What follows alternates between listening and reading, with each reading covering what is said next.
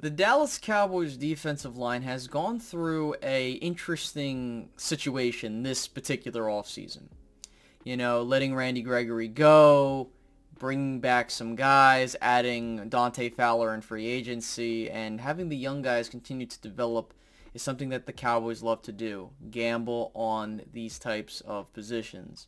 The question is will that gamble pay off, and did they really do enough to say we're good going into 2022? Let's get into it.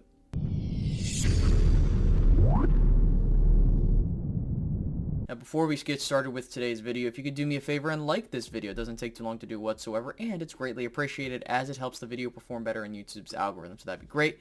And also, subscribe if you're new.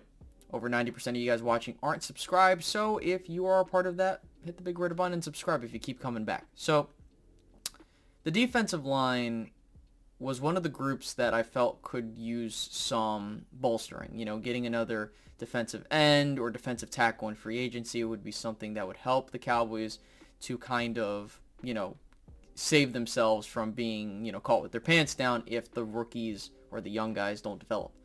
And so you look at the edge rushers, right? You do have a guy in Tank that's still here, and if he's healthy and upright, he's one of the most productive defensive ends in the league. And that is not me just saying that. You know, statistics say that he is one of the more productive guys.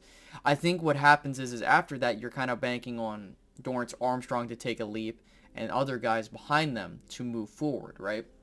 So you look at this list, you know, you're bringing back Dorrance Armstrong on that 2-year deal because you're looking at him and, you know, other guys as the Randy Gregory replacement. And the problem I have is that if he doesn't adequately fill those holes, then what were you thinking? Like, it's not like saving money is helping you in this situation. And I'm not trying to sit here and say that Randy Gregory was like this all-pro player that we needed to keep. It's just the premise of you were willing to put $14 million into a guy of his caliber, but you weren't willing to go after a guy like a Von Miller or after some other guys in free agency outside of Dante Fowler. So it really feels like you're just being cheap for the sake of being cheap. And that's not me saying that not going after Von Miller was the right or bad decision. It's just, think about it. The Cowboys were willing to give a guy like Randy Gregory $14 million, but you weren't willing to give other guys that you can argue that could be better or more established the same amount of money. So it really begs the show, like, okay, what are we trying to do here?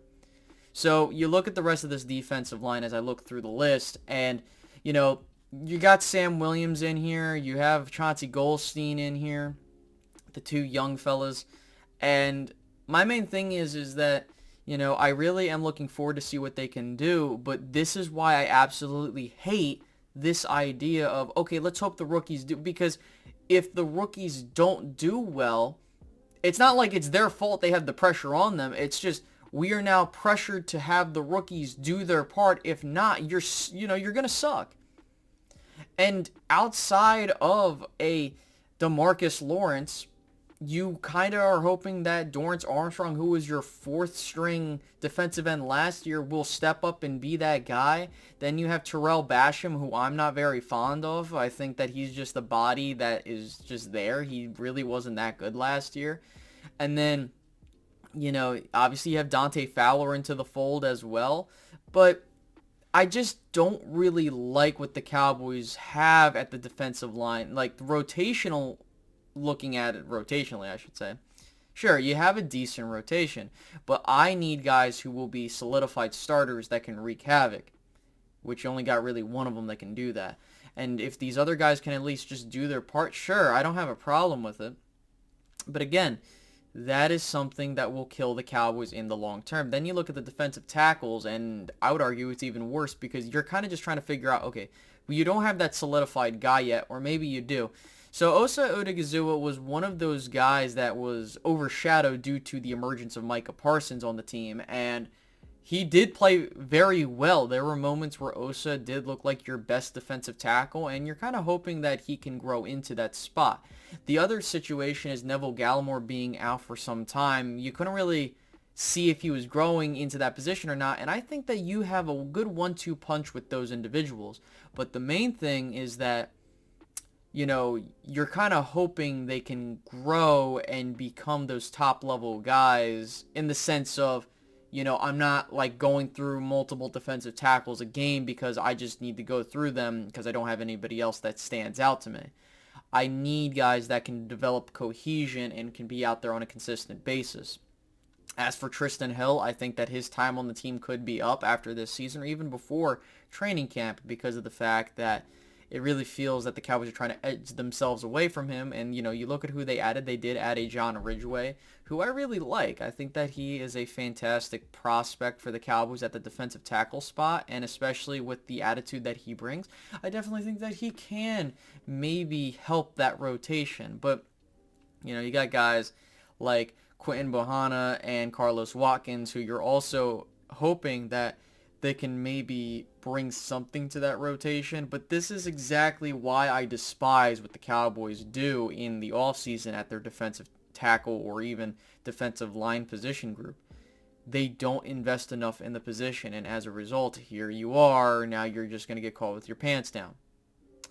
So what do we do from here? Well, the Cowboys, I would say, have to hope that DeMarcus Lawrence continues to do his part, and also you're kind of hoping that Dorrance Armstrong continues to grow. Then you're also hoping that the defensive tackles grow into that spot as well, because if you don't, then you're going to end up seeing a situation where the run defense doesn't look good. You're going to see where your edges in terms of the run game won't look good at all. And it's really important your defensive tackles can do their part, simply because if you can get pressure up the middle, this will like make everything a lot easier for your linebackers, which we'll talk about in the next video. Your defensive line is one of the biggest position groups because it affects basically every other part of your defense. And I understand that, you know, some of your linebackers, like a Micah Parsons, can also be an edge rusher, but again, you need your defensive line to do their job. And I'm just worried that the Cowboys are not really taking this position group seriously. So this could be one of those groups where you're just like, okay, are we really set there? But I do have a lot more to say about the linebackers. If I could get a grade for this, I would probably say that this is a, C plus type of room. And you might be saying that's a bit harsh for me to say that, but it's just because a lot of question marks. You know, like I said about the offensive line, but with the offensive line, you have multiple guys that you can be like, okay, you at least know what you got there. The defensive line, you outside of DeMarcus Lawrence, you're just hoping that these other guys just step up. And yes, you know, am I being cynical? Maybe. But let's just be honest here. We got to see how things go with this defensive line. So I do hope you guys enjoyed this video. I will catch you guys in the next one, and you guys have a great rest of your day. All right, guys. Goodbye.